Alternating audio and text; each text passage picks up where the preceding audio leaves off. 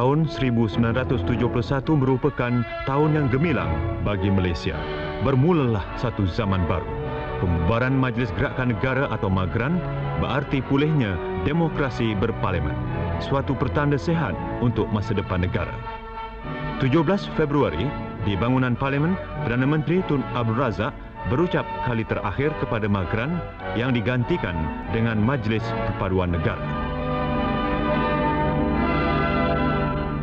Di Dewan Tengku Abdul Rahman, 20 Februari, berlangsung istiadat pertabalan Duli Yang Maha Mulia Seri Paduka Baginda Yang di-Pertuan Agong yang kelima, Tuanku Abdul Halim Muazzam Shah, menaiki tahta kerajaan selama 5 tahun.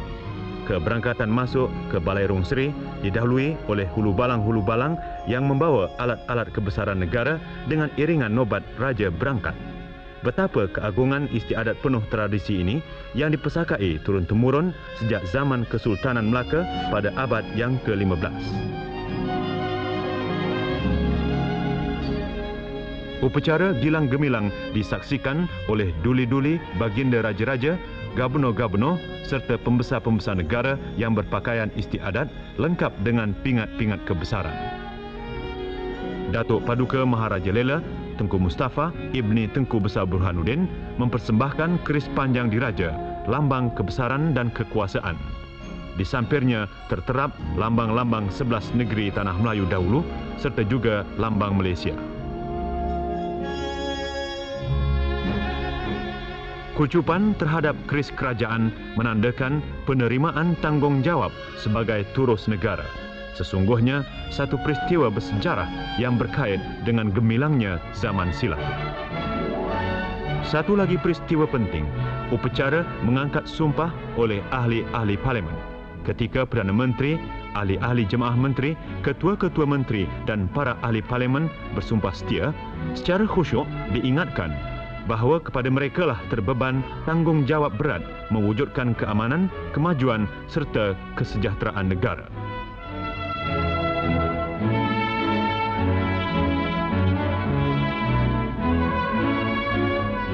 Di akhir tahun, 2 orang menteri baru dalam kabinet yang disusun semula, Dr. Lim Keng Yek dan Tuan Haji Taib Mahmud, mengangkat sumpah memegang jawatan di hadapan Duli Yang Maha Mulia Seri Paduka Baginda Yang di-Pertuan Agong.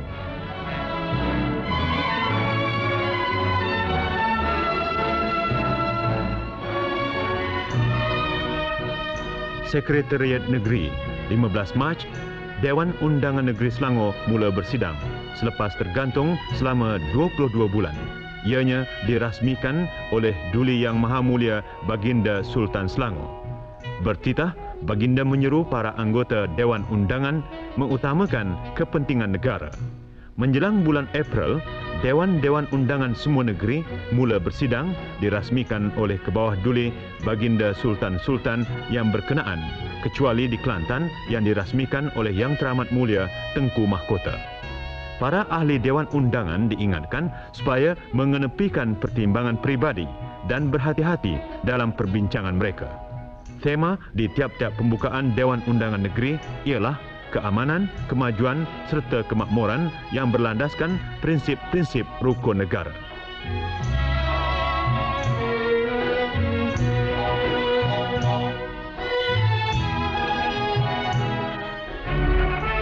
Dewan Tengku Chancellor Universiti Melaya, Jun 1971, 2,500 orang siswazah menerima ijazah masing-masing dari Pro-Chancellor Tan Sri Hakim Sufyan.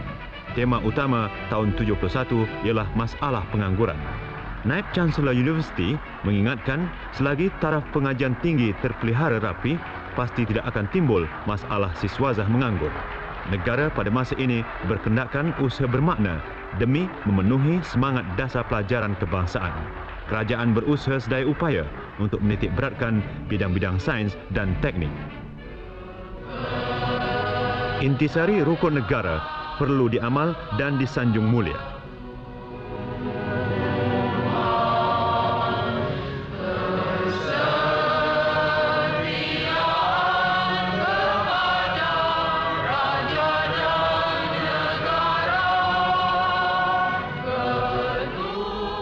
Kesetiaan kepada raja dan negara mustahaklah dipupuk dari peringkat paling rendah.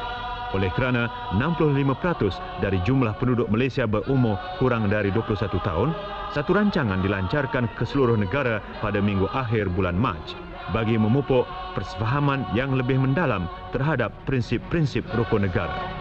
Pertandingan-pertandingan syarahan dan menulis karangan telah diadakan di kesemua ibu negeri. Para pemimpin di hari muka ini memperlihatkan kepetahan mereka. Kemuncaknya ialah pertandingan syarahan peringkat kebangsaan pada 28 Mac di mana Duli Baginda Yang di-Pertuan Agong berkenan menyampaikan hadiah-hadiah kepada pemenang-pemenang. Masa depan Malaysia pasti terjamin.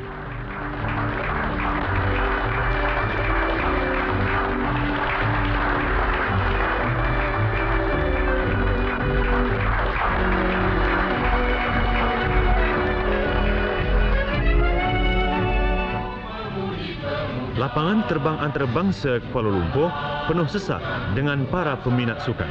Pasukan bola sepak kebangsaan kita kembali dari Korea, di mana pasukan Malaysia melayakkan diri menyertai sukan Olimpik di Munich dengan menewaskan pasukan-pasukan handalan Korea dan Jepun. Hadiah-hadiah olahragawan dan olahragawati tahun 71 dimenangi oleh pemenang pingat emas lumba basikal dalam Sukan Asia dan Sukan Siap Ng Jungan berumur 24 tahun dan pemain tenis kebangsaan yang handal berusia 18 tahun Radhika Menon. Di Dewan Persidangan di Singapura, 31 orang ketua kerajaan negara anggota Commonwealth berhimpun pada bulan Januari. Perwakilan Malaysia dipimpin oleh Perdana Menteri Tun Abdul Razak yang mengumumkan buat pertama kalinya konsep Malaysia menjadikan Asia Tenggara sebagai rantau yang aman, bebas dan berkecuali.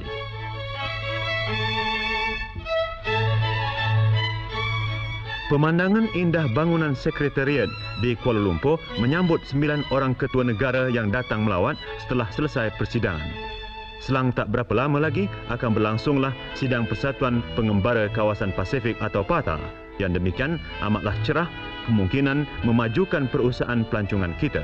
Di antara tempat-tempat tumpuan pelancong ialah Masjid Negara, Istana Negara dan Bilik Gerakan Negara yang diilhamkan oleh Perdana Menteri Tun Abdul Razak untuk mengawasi pelaksanaan rancangan-rancangan pembangunan di seluruh negara.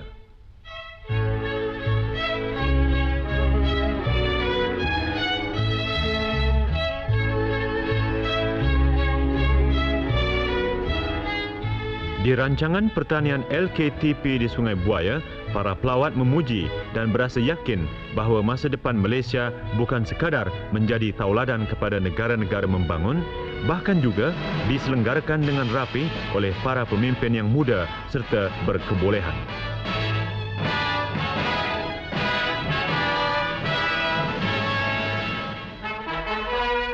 Pada bulan September, di bangunan Parlimen Kuala Lumpur, berlangsunglah sidang Persatuan Parlimen Commonwealth yang ke-17. Di Dewan Jamuan yang disesuaikan untuk persidangan tahunan ini, seramai 170 orang menteri dari 82 buah negara Commonwealth membincangkan perkara-perkara kepentingan bersama. Perwakilan Malaysia seramai 26 orang dipimpin oleh Timbalan Perdana Menteri Tun Dr. Ismail. Berbagai mauduk dibahaskan, dari masalah jumlah penduduk serta pengotoran hinggalah kepada konsep menjadikan Asia Tenggara sebuah rantau yang aman, bebas dan berkecuali. Majlis Perhimpunan Agong Bangsa-Bangsa Bersatu mula bersidang pada bulan September bagi membincangkan persoalan maha penting, iaitu kemasukan negara China ke dalam badan dunia itu. Kawasan Asia Tenggara menerima kehormatan apabila Menteri Luar Indonesia Tun Adam Malik terpilih sebagai pengerusi bagi perhimpunan kali ini. Perwakilan Malaysia diketuai oleh Perdana Menteri Tun Abdul Razak. Berucap, beliau menerangkan dasar perkecualian Asia Tenggara yang disambut dengan penuh minat oleh badan antarabangsa itu.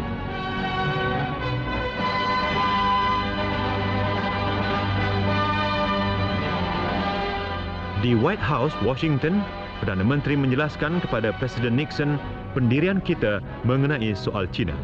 Hanya ada satu negara China. Perkara Taiwan merupakan hal yang berasingan. Beliau juga menjelaskan kepada Presiden Amerika itu tentang rancangan Malaysia kedua.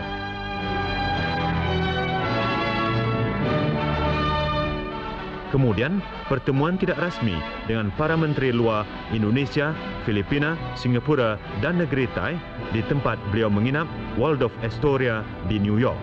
Perdana Menteri merintis jalan mengadakan sidang Menteri-Menteri ASEAN bagi memeta konsep pengecualian Asia Tenggara.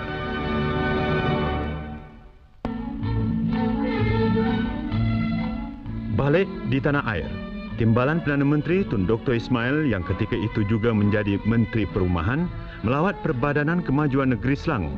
Beliau menyeru para pengusaha agar membina lebih banyak lagi rumah harga rendah bagi memberikan rakyat peluang memiliki rumah sendiri.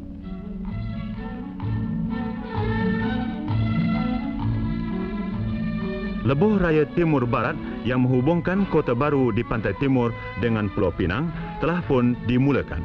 Di suatu upacara di Petaling Jaya, Menteri Kerja Raya Pos dan Telekom Tun Sam Bantan menerima 54 buah kenderaan yang akan digunakan bagi projek tersebut.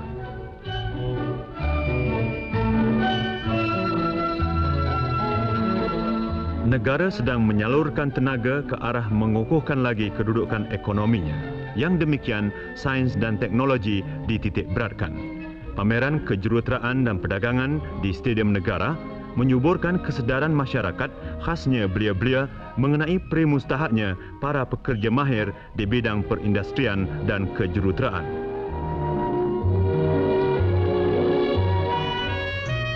Nadi bagi kemudahan asas Bank Negara Malaysia telah selamat dirasmikan pada bulan Mei. Ia memulakan babak baru dalam sejarah urusan bank di negara kita.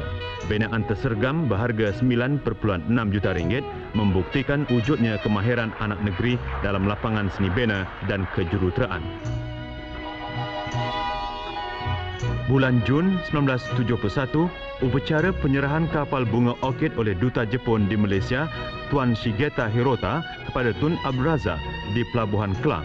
Sebuah kapal lagi, iaitu bunga cempaka seberat 30,000 tan, telah pun diserahkan kepada kerajaan Malaysia pada bulan September. Oleh kerana Malaysia mengimport banyak jenis barangan pengguna dan berbagai bentuk bahan-bahan mentah untuk usaha-usaha perindustrian, maka wajiblah terdapat keupayaan sendiri di bidang perkapalan. Dalam bulan Ogos, perwakilan dagang China yang diketuai oleh Tuan Cheng Kuan Tao tiba untuk mengikat hubungan dagang di antara Malaysia dan China.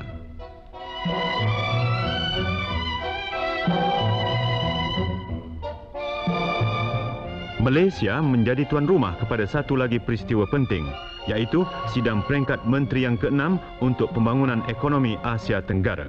Berlangsung di Dewan Tengku Abdul Rahman, ianya dihadiri oleh para wakil dari semua negara Asia Tenggara. Dalam ucapan pembukaannya, Perdana Menteri Tun Abdul Razak mengingatkan para hadirin kejayaan ekonomi di semua negara Asia Tenggara merupakan jaminan dan senjata terbaik bagi menentang fahaman komunis. Di antara para pemerhati kenamaan yang hadir ialah pengerusi Bank Pembangunan Asia, Tuan Watanabe.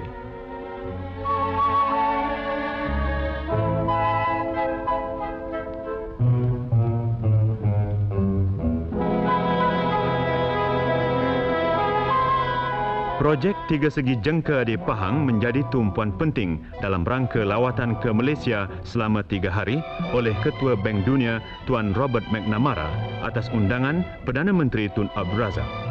Beliau diiringi oleh isterinya, juga rombongan seramai 5 orang. Melawat kawasan, beliau menunjukkan minat istimewa terhadap kerja-kerja membalak. Tuan McNamara berucap mengenai keyakinan Bank Dunia terhadap rancangan masa depan kerajaan Malaysia untuk rakyat jelata. Beliau berjanji meneruskan tambahan pinjaman kepada Malaysia.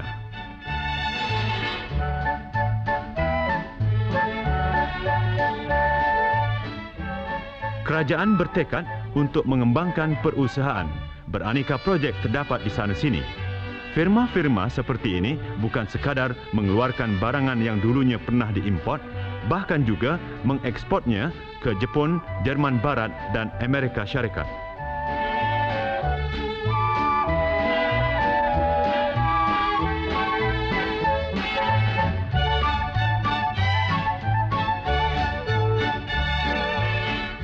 Sejak tahun 1968, 9.600 buah perusahaan didirikan di Malaysia menggunakan tenaga lebih 170 orang warga negara.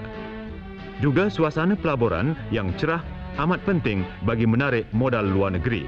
Yang demikian, rancangan Malaysia Kedua berhasrat untuk meneguhkan lagi tapak iktisas perusahaan negara.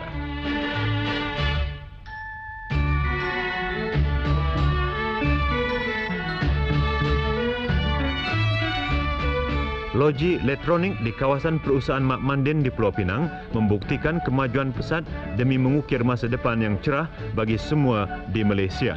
Semangat melangkah maju wajiblah berterusan supaya dapat rakyat Malaysia berbilang bangsa mengecap kebahagiaan, kemakmuran dan keamanan dengan bersendikan rukun negara.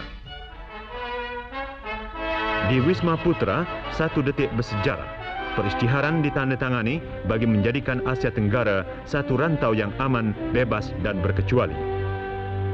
Berlangsung di bilik persidangan pada 29 hari bulan November. Buah fikiran dijelmakan oleh Malaysia dan diperkenalkan ke seluruh dunia sebagai kejayaan negara-negara Asia.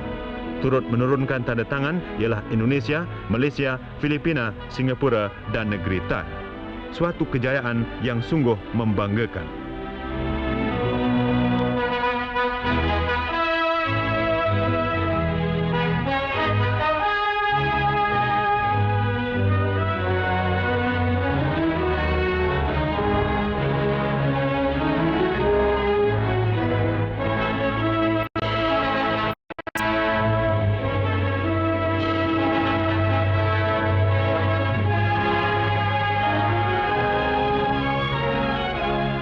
Hasrat suci persetujuan Kuala Lumpur itu ialah meletakkan rantau Asia Tenggara bebas dan terasing dari persaingan dan gangguan oleh kuasa-kuasa luar dan menjamin kemerdekaan serta kedaulatan wilayah tiap-tiap negara di kawasan tersebut.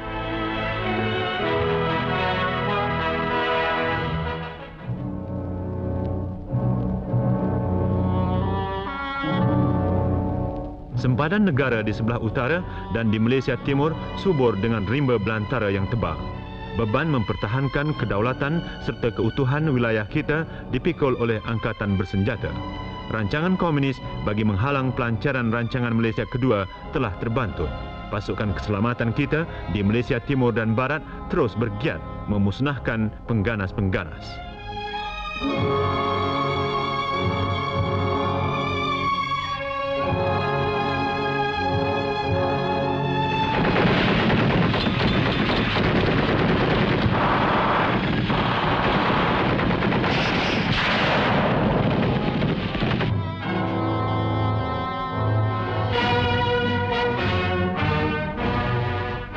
Di Sekolah Latihan Polis Kuala Lumpur, dalam bulan Julai berlangsung satu upacara raksasa perbarisan mengarak panji-panji bagi memperingati ulang tahun yang ke-13 pengurniaan panji-panji dan gelaran diraja kepada pasukan polis. Seramai 2,274 orang pegawai dan anggota berbagai-bagai unit mengambil bahagian dalam perbarisan. Dalam suasana gilang gemilang, panji-panji dianugerahkan oleh Duli Yang Maha Mulia kepada 15 batalion dalam pasukan polis hutan, unit simpanan persekutuan dan polis laut kerana mengenang jasa dan khidmat cemerlang mereka kepada nusa dan bangsa. Pemuncak upacara, perbarisan lintas.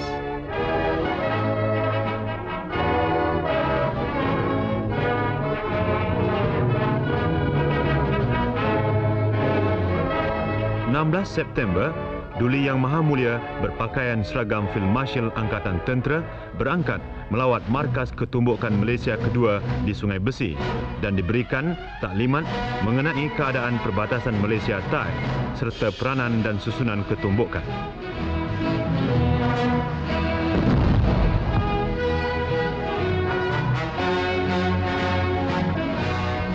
Diiringi oleh Timbalan Menteri Pertahanan Tengku Ahmad Ritaudin, Ketua Turus Tentera Udara Komodo Datuk Sulaiman Sujak dan Pemerintah Pengkalan Grup Kapten Samuel Welch, ke bawah Duli Baginda mengunjungi pengkalan udara serta ditunjukkan selok-belok pesawat jet tebuan dan kebolehannya untuk menyerang oleh pegawai penerbangan Aziz Iskandar.